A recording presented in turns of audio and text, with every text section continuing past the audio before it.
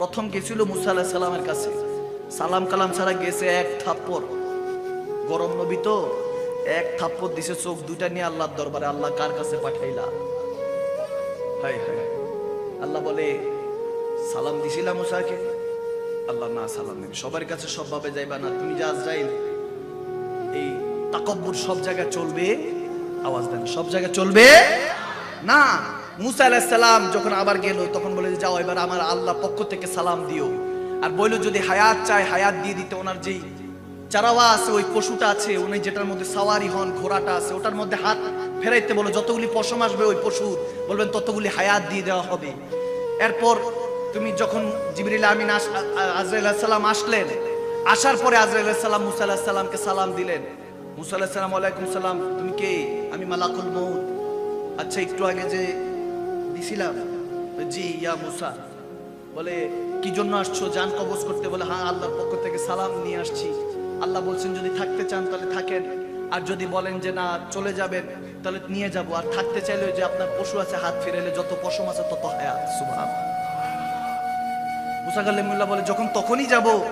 হায়াত ফুরাইলে কি করবো? বলে তখন আবার আসবো, নিতে আসবো। বলে তো যেহেতু তখনই যাব, বন্ধুর থেকে বন্ধুর আর দূরে থেকে লাভ কি? সুবহানাল্লাহ। যেহেতু মালিক পাঠিয়েছে তোমাকে, চলো। তখন আজরাইল আলাইহিস সালাম একটা প্রশ্ন করেছে, এতটুকু পর্যন্ত তো শুনছেন অনেক ঘটনা, এখানে আসেন এবার হাকিকতে। জিজ্ঞেস করলেন আজরাইল আলাইহিস সালাম, তাহলে ইয়া মুসা আপনি আমাকে থাপ্পড় কেন দিলেন? এই কথাটা তো শুরুতে বললেও পারতেন। আমার সাথে এরকম ব্যবহার তো জীবনে কেউ করে নাই, আপনি নবী হয়ে এই ব্যবহারটা করলেন। কথায় কথায় খালি থাপড়ান। হারুন আলাইহিস সালামও থাপড় দিয়েছে। এরকম থাপড়া থাপড়ি কেন করেন? নবী হয়ে আপনার নরম দিল থাকার কথা। কি করবো, আল্লাহ মেজাজ গরম দিছে। সুবহানাল্লাহ কর না।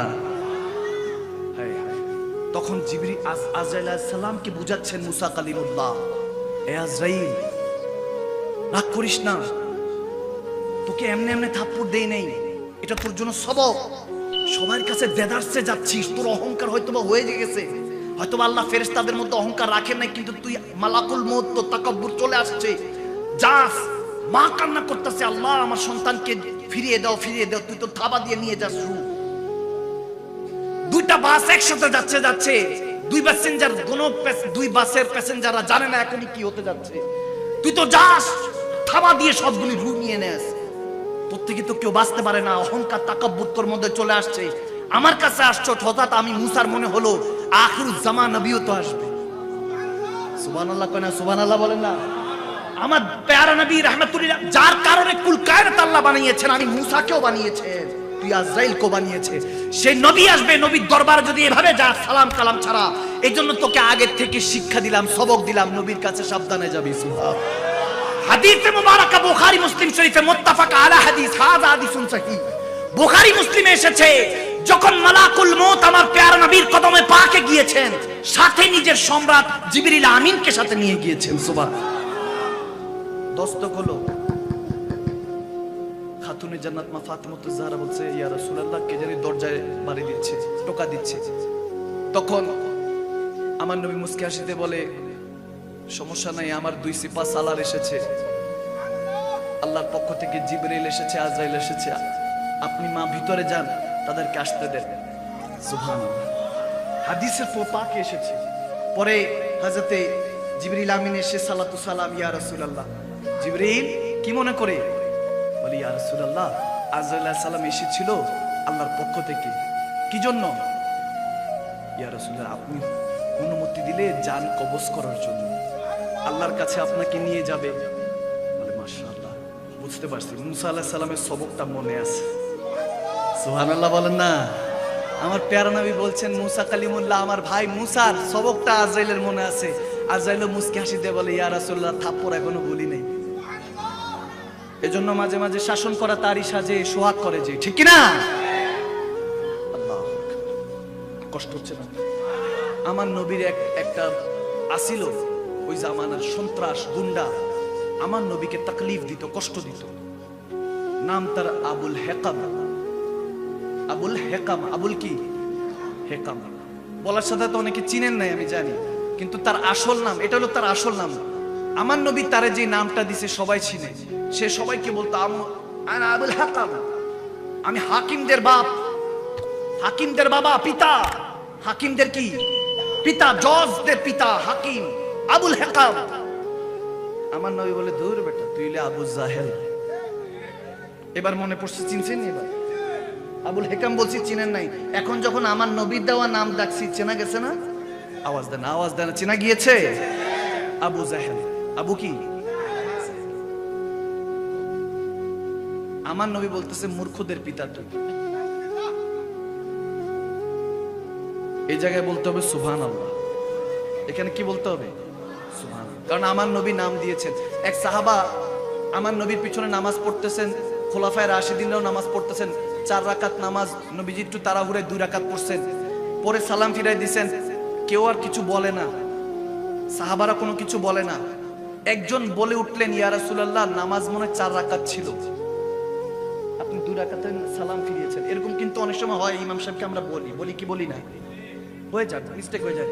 আমাদের দরবারের এক মুয়াজ্জিন ছিল, নাম বিল্লাল, আল্লাহ বেহেশত নসিব করুক, আমিন বলেন। এরকম একদিন দেখি দিনের 11টায় আজান দিচ্ছে। তো বেচারা ফজরের পরে হয়তো 8টা 9টার পর ঘুমাইছে, তো তাড়াহুড়া করে আর ঘড়ি দেখে নাই, দিছে 11টায় আজান। সবাই গিয়ে কয়, হে বিল্লাল মিয়া, আপনার কি মাথা খারাপ হয়েছে? এখন কি আজান দিছেন? বলে, ও জোহরের আজান দিছি না, দেরি হয়ে গেছে। বলে, কি জোহরে এখনো দেরি আছে, আপনি কি 11টার দিকে আজান? ও ঘুমেছিলাম। কিসে ছিলাম? ঘুমেছিলাম, খবর নাই। তো এরকম অনেক সময় হয়, ভুল হয়ে যায়, মিস্টেক হয়ে যায়। বান্দা তো ভুল তো হবে, ঠিক না? আমার নবী তার ভুল হতে পারে না। 2 রাকাত পড়িয়েছেন। এখন যখন 2 রাকাত পড়িয়েছেন, তখন একজন সিধা সাদা সহজ সরল জিজ্ঞেস করে, ইয়া রাসূলুল্লাহ, নামাজ মনে হয় 4 রাকাত ছিল। আমার নবী আবু বকর সিদ্দিকের দিকে তাকিয়ে বলেন, আবু বকর, কি 4 রাকাত ছিল? বলি, ইয়া রাসূলুল্লাহ, আমি জানি না। তো ওমরের দিকে তাকালেন আমার নবী, ওমর, 4 রাকাত নামাজ ছিল? ইয়া রাসূলুল্লাহ, আমি জানি না, আমার এখান থেকে বাঁচান। সুবহানাল্লাহ বলেন না? ওসমান যুন্নুরাইনের কাছে যাক, আমার নবী বলার আগেই তিনি মাথা নিচু বলে, ইয়া রাসূল, আমার প্রশ্ন কইরে নেই না। সুবহানাল্লাহ কয় না? হযরত ওমরের কাটকাটি ছিল এরকম, মানে ওনার 2 পাশে চড়া এরকম ছিল যে দেখতে এখনকার হাইট যদি বলি প্রায় 8 থেকে 9 ফুট। সুবহানাল্লাহ কয় না? ফারুক আযম ওমর ইবনুল খাত্তাব এতটুকু। আমরা তো নবীজি রওজার এখানে গিয়ে এভাবে দাঁড়াই, কিংবা মিলা দেখে আমি এভাবে দাঁড়াই। বুখারী মুসলিম শরীফের মুত্তাফাক আলা হাদিস খুলে দেখেন, বাবুল আদাব খুলে দেখেন, যারা বুখারী পড়ে থাকেন তেনারা খুলে দেখেন, হাদিসটা মওজুদ আছে। আবু হুরায়রা রাদিয়াল্লাহু তাআলা থেকে বর্ণিত। হযরত ওমর কামলিওয়ালা নবীর দরবারে কিভাবে আসতো জানেন? আমি যদি প্র্যাকটিক্যালি বলি, উনি এত লম্বা ছিলেন যে আমার নবীর দরবারে আমরা কিভাবে যাই? আমরা থাকি এভাবে, ঠিক না? আমরা এভাবে থাকি, আমরা হয়তো এভাবে থাকি, এভাবে আমার নবীকে সালাম দিই। এটাতে তেনারা নারাজ হয় অনেক, যে এইভাবে নবীজিকে সালাম দেওয়া। ফারুক আযম কিভাবে যেতেন?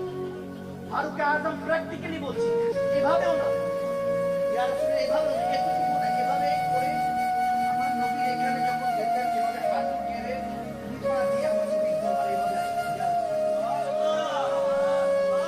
সুবহানাল্লাহ বলবেন না? কথা বুঝতে পারছেন? বাবুল আদব খুলে দেখেন বুখারী শরীফ।